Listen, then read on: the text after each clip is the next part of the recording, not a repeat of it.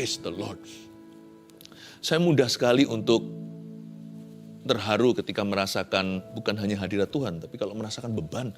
Saya bisa rasakan beban Anda barusan untuk saya menyembah. Tapi ini kabar baiknya, Tuhan sudah membuka jalan. Sekalipun Anda belum melihatnya, Dia buka jalan di mana seolah tiada jalan. Saya berikan satu pesan dari Tuhan yang saya mau bagikan, berjudul Bagaimana Tuhan Memberi Kita Kemenangan.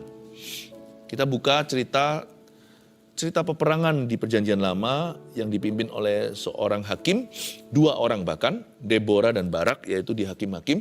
Pasal yang keempat ayat 10-21 saya bacakan dulu. Saya bacakan ya. Barak mengerahkan suku Sebulon dan suku Naftali ke Kadesh, maka 10.000 orang maju mengikuti dia, juga Deborah maju bersama-sama dengan dia. Adapun Heber orang Keni itu telah memisahkan diri dari suku Keni, dari anak-anak Hobab ipar Musa, dan telah berpindah-pindah memasang kemahnya sampai ke pohon terbantin di Zanaim yang dekat Kadesh. Setelah dikabarkan kepada Sisera bahwa Barak bin Abinoam telah maju ke Gunung Tabor, dikerahkannya lah segala keretanya, 900 kereta besi dan seluruh rakyat yang bersama-sama dengan dia dari Haroset Hagoyim ke Sungai Kison. Lalu berkatalah Deborah kepada Barak, "Bersiaplah, sebab inilah harinya Tuhan menyerahkan Sisera ke dalam tanganmu. Bukankah Tuhan telah maju di depan engkau?" Lalu turunlah Barak dari Gunung Tabor dan 10.000 orang mengikuti dia. Dan Tuhan mengacaukan Sisera serta segala keretanya dan seluruh tentaranya oleh mata pedang di depan Barak. Sehingga Sisera turun dari keretanya dan melarikan diri dengan berjalan kaki. Lalu Barak mengejar kereta-kereta dan tentara itu sampai ke Haroset Hagoyim, dan seluruh tentara Sisera tewas oleh mata pedang. Tidak ada seorang pun yang tinggal hidup. Tetapi Sisera dengan berjalan kaki melarikan diri ke kemah Yael, istri Heber orang Keni itu. Sebab ada perhubungan baik antara Yabin, Raja Hasor, dengan keluarga Heber orang Keni itu. Yael itu pun keluar mendapatkan Sisera dan berkata kepadanya, "Singgahlah tuanku, silakan masuk, jangan takut." Lalu singgahlah ia ke dalam kemah perempuan itu, dan perempuan itu menutupi dia dengan selimut. Kemudian berkatalah ia kepada perempuan itu, "Berilah kiranya aku minum air sedikit, aku haus." Lalu perempuan itu membuka kirbat susu, diberinyalah dia minum dan diselimutinya pula. Lagi katanya kepada perempuan itu, "Berdirilah di depan pintu kemah, dan apabila ada orang yang datang dan bertanya kepadamu, 'Ada orang di sini?' maka jawablah, 'Tidak ada.'" Tetapi Yael, istri Heber, mengambil patok kemah, diambilnya pula palu, mendekatinya diam-diam, lalu dilantaknya lah patok itu masuk ke dalam pelipisnya sampai tembus ke tanah. Sebab ia telah tidur nyenyak karena lelahnya, maka matilah orang itu. Tuhan memberi kita kemenangan. Bagaimana caranya Tuhan memberi kita victory? Kita baca ayat per ayat, saya jelaskan rema-rema yang bisa kita dapat. Mulai dari ayat 10 dulu. Barak, seorang anak muda, seorang pria, hakim Israel. Barak mengerahkan suku Sebulon dan suku Naftali ke Kadesh, maka 10.000 orang maju mengikuti Barak. Juga Deborah maju bersama-sama dengan dia. Deborah ini nabiah. Sedangkan Barak itu seorang prajurit. Tapi ayat 10 saya komentar dulu. Apapun kemenangan yang Tuhan sediakan bagi kita di depan, kita itu harus menjadi pelaku firman. Dan mesti jadi teladan. Janganlah menjadi seorang pemimpin, baik itu pemimpin dalam rumah tangganya, atau perusahaan, atau pelayanan. Pokoknya jangan jadi pemimpin yang teori belaka. Jangan suruh orang pergi kemana Anda tidak mau pergi ke situ. Jangan suruh orang melakukan sesuatu jikalau Anda sendiri tidak rela melakukannya. Barak dan Deborah, dua-dua adalah hakim Israel. Mereka maju di depan rakyat. Mereka maju bersama-sama dan rakyat mengikuti dia. Dari sini kita bisa petik rema awal. Tuhan ingin kita menjadi pelaku firman, dan dalam melakukan firman, kita pun menjadi teladan. Orang lain turut teladan kita, dan mereka pun mengikuti jejak kaki kita. Tahukah bahwa Anda itu orang berpengaruh? Tapi mungkin di sini ada yang merasa, aku bukan siapa-siapa. Itu kan perasaan saja. Tapi setiap kita dicipta dalam gambar dan rupa Allah, berarti kita semua punya efek dalam kehidupan orang lain. Minimal junior-juniornya. Sekalipun misalnya ada orang yang merasa dia bukan siapa-siapa atau apa-apa di masyarakat. Dia adalah siapa-siapa dan apa-apa bagi keluarganya, khususnya bagi si kecil itu yang memanggil dia ayah. Kita harus jadi teladan. Jangan tunggu untuk menang dulu, jadi teladan dulu. Kemenangan pasti akan diberi. Sebab Tuhan tidak pernah memungkiri, Tuhan tidak pernah mengkhianati orang-orang yang melakukan firman-Nya. Ayat 11, adapun Heber orang Keni itu. Ada satu orang namanya Heber orang Keni itu telah memisahkan diri dari suku Keni. Jadi ada satu orang bernama Heber memisahkan diri dari sukunya. Heber memisahkan diri dari suku Keni, yaitu dari anak-anak Hobab ipar Musa. Jadi masih kerabat sama bangsa Israel lah kira-kira. Masih kerabat sama suku-suku Yakub, dan telah berpindah-pindah memasang kemahnya Heber ini sampai ke pohon terbantin di Saanaim yang dekat Kadesh. Kalau kita baca seluruh alur cerita, ayat 11 ini kayak nyempal sendiri ya. Seperti ayat yang independen dan mandiri. Kenapa sih kok ada tiba-tiba informasi yang kita nggak cari? Bukan. Ayat 11 ini sudah diberikan bocoran dulu. Sebelum nanti kita melihat akhir cerita, musuh nomor 1 bangsa Israel, ahli strategi perang, yaitu Panglima Sisera, nanti akan terbunuh di tangan seorang suku Keni. Jadi jauh hari sebelum peperangan ini pun bahkan terjadi, Tuhan sudah gerakkan, kayaknya serba kebetulan, ada seorang yang namanya Heber dari suku Keni itu, dia meninggalkan kaumnya, pergi mengembara, pindah-pindah, pasang kemahnya, sampailah dia ke pohon terbantin di Saanaim yang dekat Kades itu. Tempat nanti, disitulah lokasi Panglima Sisera melarikan diri. Tuhan itu, He works through coincidences. Allah kita itu bekerja lewat apa yang serba kebetulan sepertinya. Padahal semua itu kesengajaan dari pihak Tuhan. Banyak mujizat di alam semesta ini yang tidak dibubuhi tanda tangan. Jadi dari sini saya langsung tahu bahwa kemenangan kita itu sudah Tuhan persiapkan jauh hari sebelumnya. Ada loh orang-orang itu yang dipindahkan Tuhan dekat ke komunitas Anda, supaya nanti itu employ you, atau supaya nanti mempekerjakan Anda atau memberi Anda lowongan pekerjaan. Sebenarnya kalau kita dibuka mata roh kita bisa melihat Tuhan itu mastermind-nya sutradara. Membuat segala sesuatu berputar pada porosnya, yaitu poros rencana Allah atas hidup Anda dan saya. Ada juga orang itu yang Tuhan itu suruh pergi untuk menjauhimu karena mereka akan merusakmu. Tapi ada orang-orang yang Tuhan tinggalkan di situ untuk menguji imanmu, apakah Anda akan nurut sama Tuhan atau mengikuti contoh buruk mereka. Ada bangsa-bangsa yang Tuhan sisakan di Kanaan. Kenapa? Memang disengaja sama Tuhan untuk menguji apa yang menjadi isi hati bangsa Israel. Apakah bangsa Israel akan menyembah berhala mereka, atau bangsa Israel akan patuh sama Tuhan dan akhirnya melawan mereka. Tapi nggak semuanya Tuhan sisakan.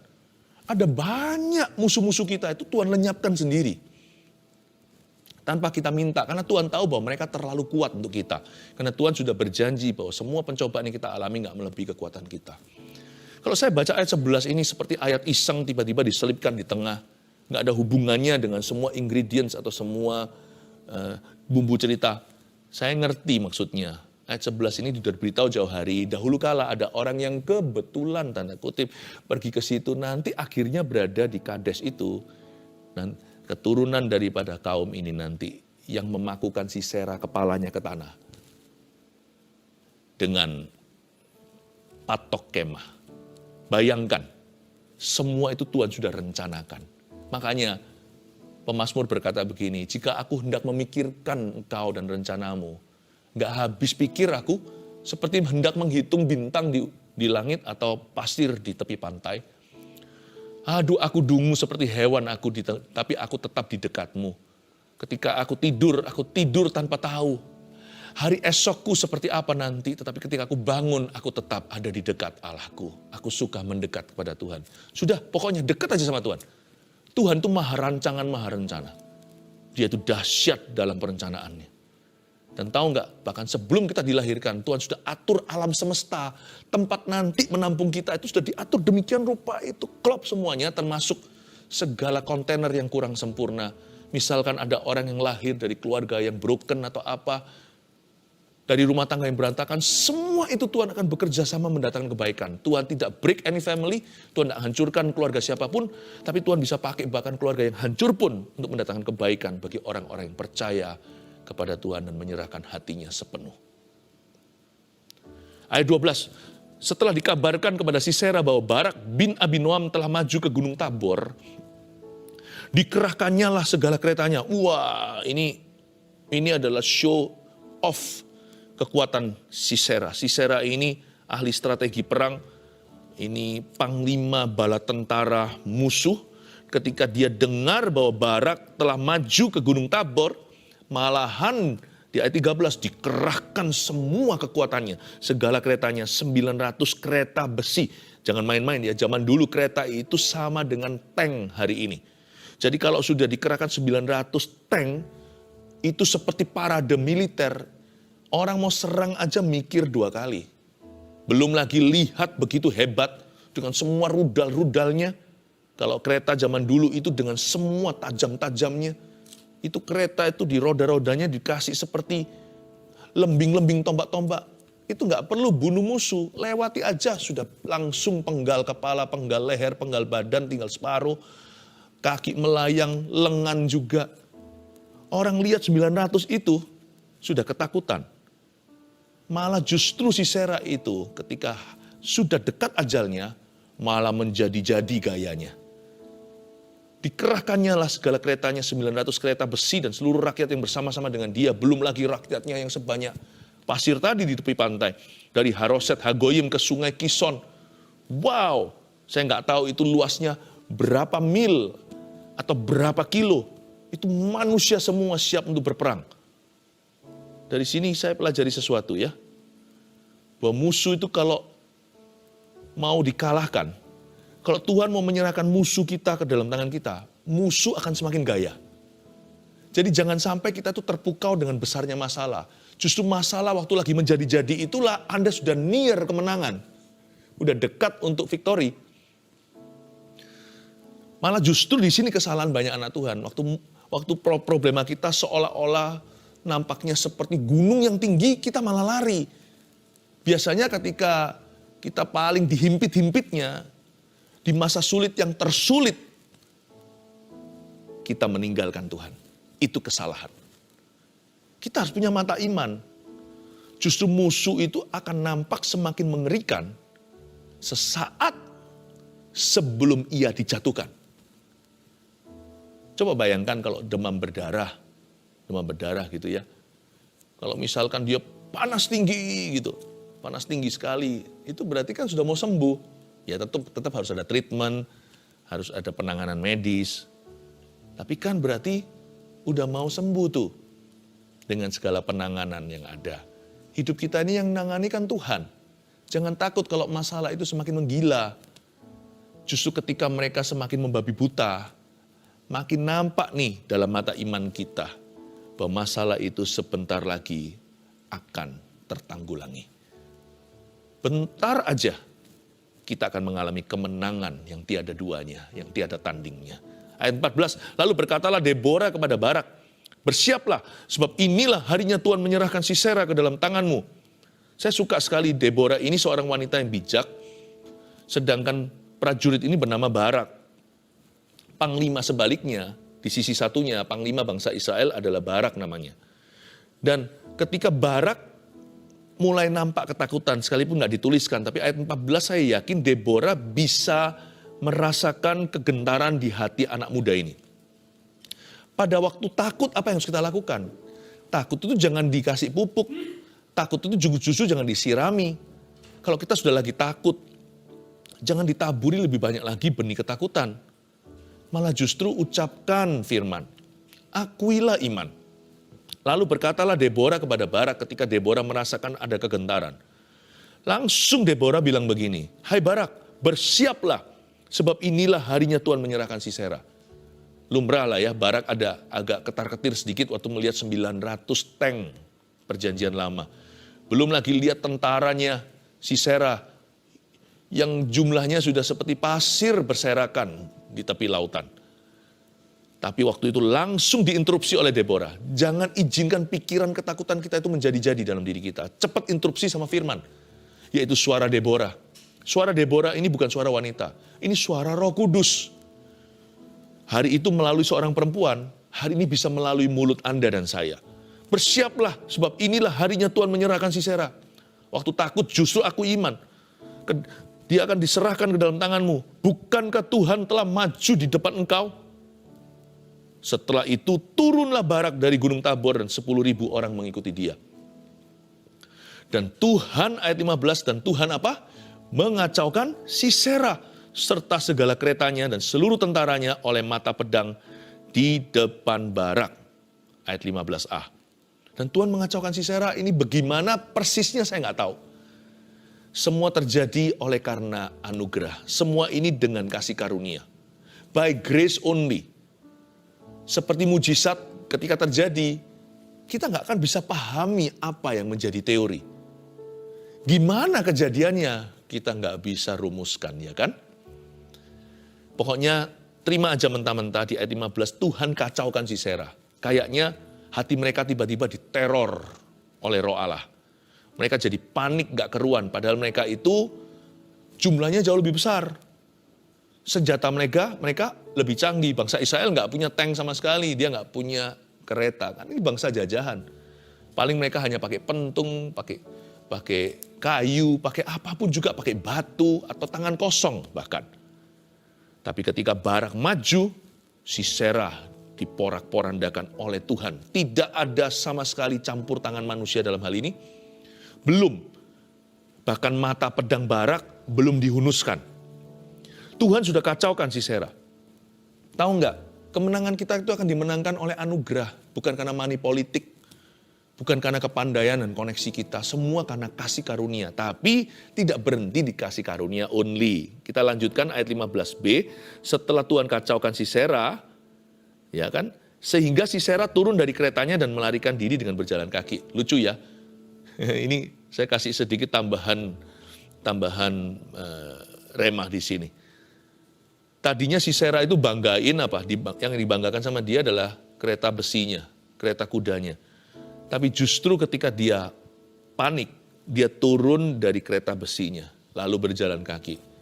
Orang itu biasanya banggakan berhalanya. Berhala hari ini nggak harus dalam bentuk pahatan sesuatu. Berhala itu bisa apa aja, bisa maninya, kepandaiannya, uangnya, ya kan, bisa tampangnya, kesupelan, keuletannya, percaya diri berlebihan menggantikan percaya Tuhan.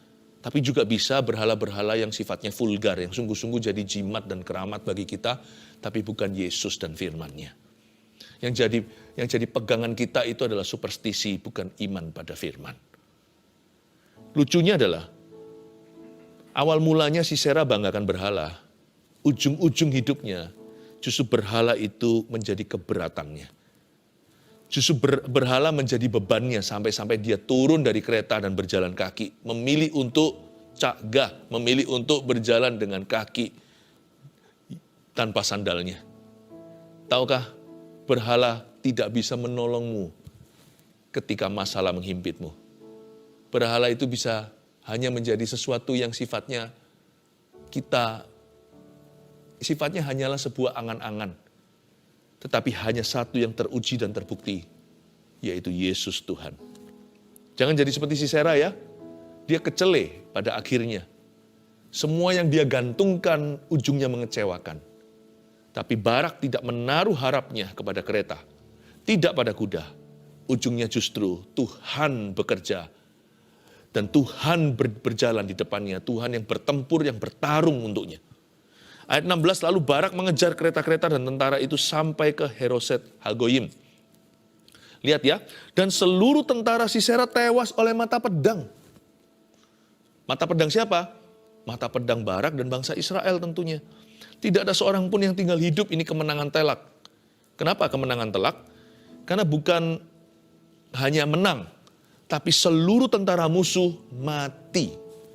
Wah, yang kayak begini sudah jarang terjadi. Perang itu sampai musnah. Lawannya itu bukan hanya kalah, tapi ditumpas semua. Coba lihat, siapa yang mengacaukan Sisera? Tangan Tuhan. Tapi siapa yang menuntaskan tugas sampai habis semua musuh Israel? Siapa? Tangan Barak, atau lebih tepatnya mata pedangnya.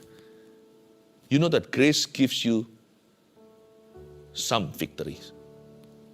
Tetapi faith and hard work will do the rest.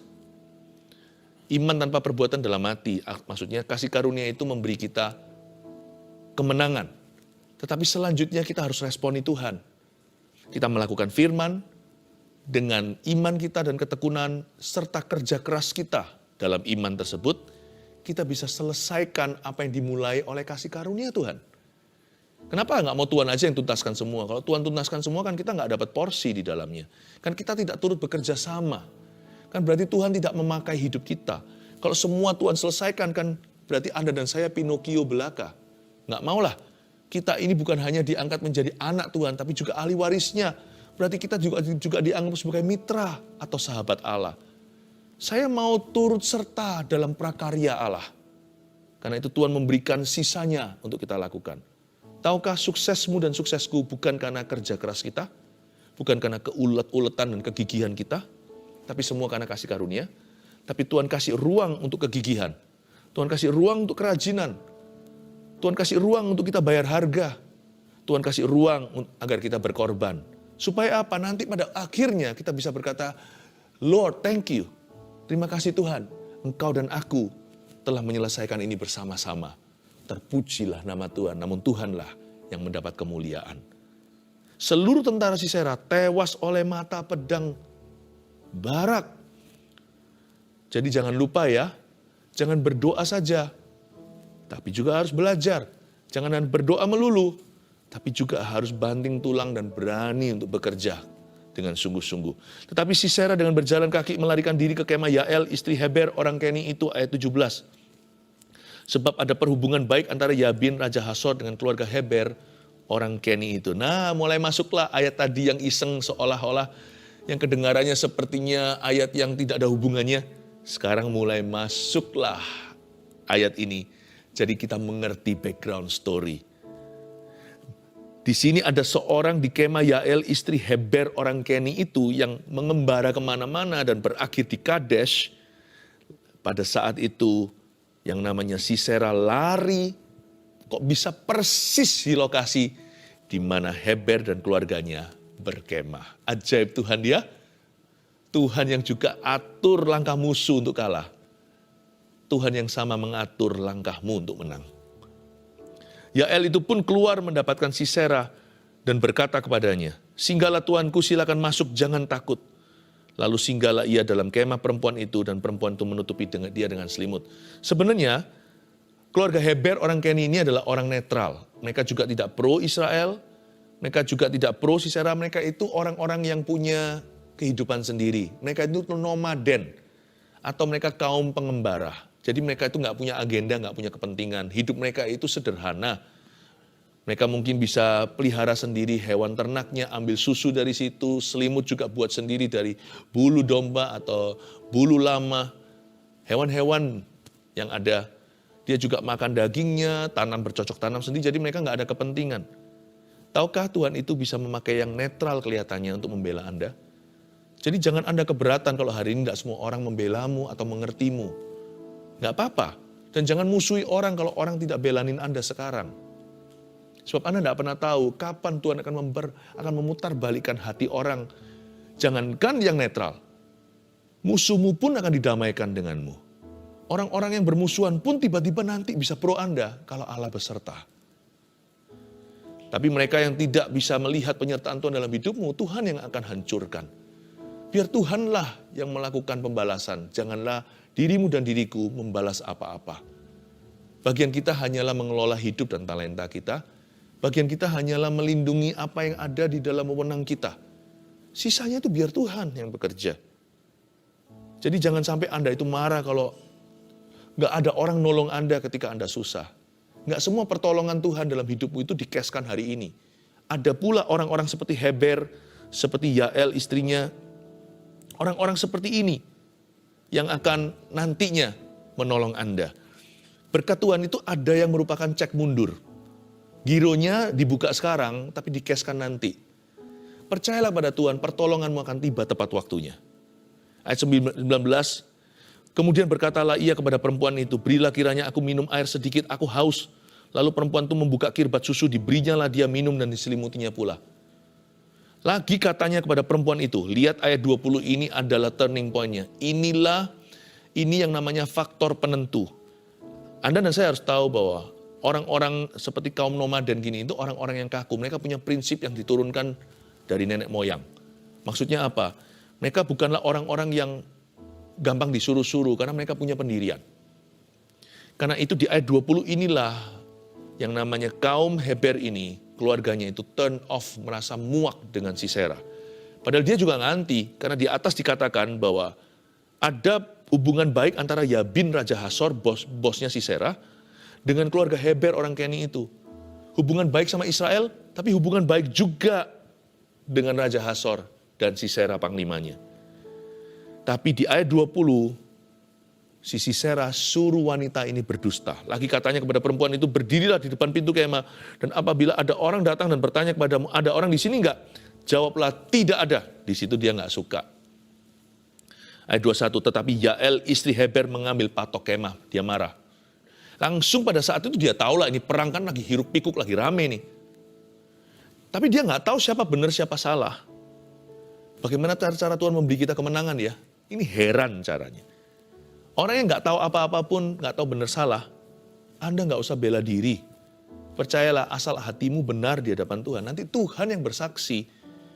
Nanti ya orang fasik itu menggali lubang sendiri jatuh di dalamnya. Dengan menyuruh wanita ini, Yael istri Heber untuk berdusta, langsung perempuan ini tahu siapa benar siapa salah. Dia langsung tahu bahwa Tuhan ada di pihak kebenaran. Tuhan ada di pihak Barak dan Deborah. Langsunglah dia mengambil patok kemah. Dan dengan demikian pula dengan palu mendekatinya diam-diam, lalu dilantaknya lah patok itu masuk ke dalam pelipisnya sampai tembus ke tanah. Agak ngeri sih, sebab ia telah tidur nyenyak karena lelahnya, maka matilah orang itu. Namun demikian ada satu kebenaran yang saya ingin singkapkan. Dilantaknya patok itu masuk ke dalam pelipisnya.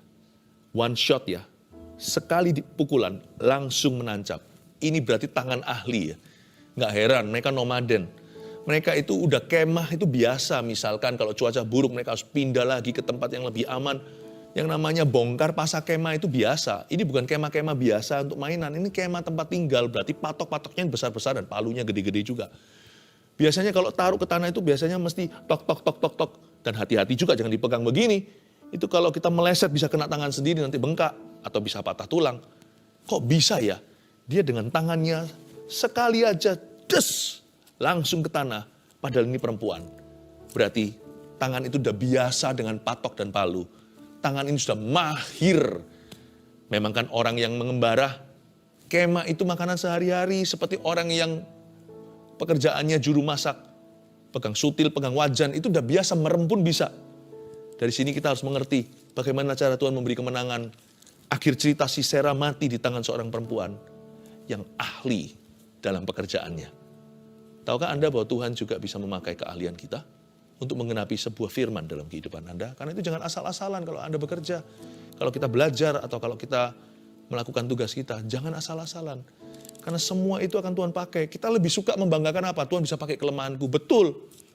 Apalagi kelebihan kita kalau kita serahkan kelemahan aja bisa. Saya kasih 4 poin. Rangkuman apa yang kita pelajari, bagaimana Tuhan memberi kita kemenangan. Poin ke-1. Kemenangan kita sudah disiapkan Tuhan jauh hari sebelumnya. Percayalah, hari ini Tuhan mempersiapkan sesuatu yang jauh hari nanti Anda tuai. Tuai kemudian hari. Jadi jangan mengeluh hari ini kok belum kemenangan terjadi. Kalau belum ada terobosan. Kalau belum berhasil, jangan ngomel dulu. Mungkin sekarang Tuhan masih mempersiapkan sesuatu untuk tahun depanmu. Tapi kemenanganmu hari ini sudah dipersiapkan dari tahun-tahun yang lalu. Bahkan mungkin dari sejak sebelum kita dilahirkan, siapa tahu. 2, musuh nampak paling mengerikan sesaat sebelum ia dijatuhkan. Jadi kalau problema kita lagi ganas-ganasnya itu jangan tinggalkan Tuhan, jangan kecewa, jangan kepahitan.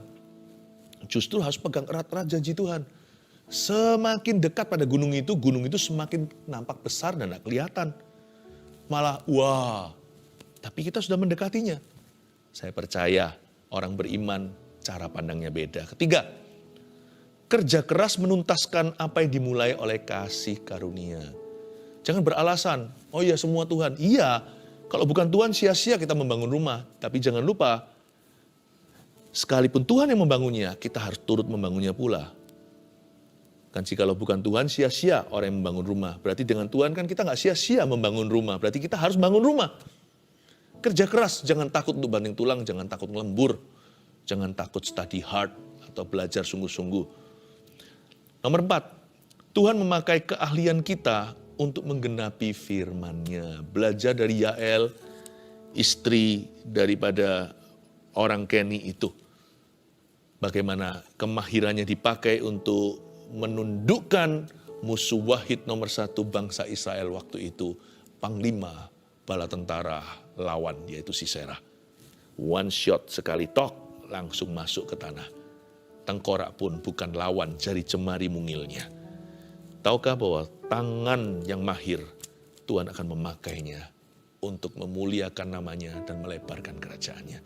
4 poin ini tangkap baik-baik. Mari kita sama-sama menerima kemenangan dari Tuhan, dimulai dari iman percaya kita. Sekalipun lewat lembah air mata, mari kita percaya kemenangan Tuhan sudah jamin. Kemenangan di pihak kita. Haleluya.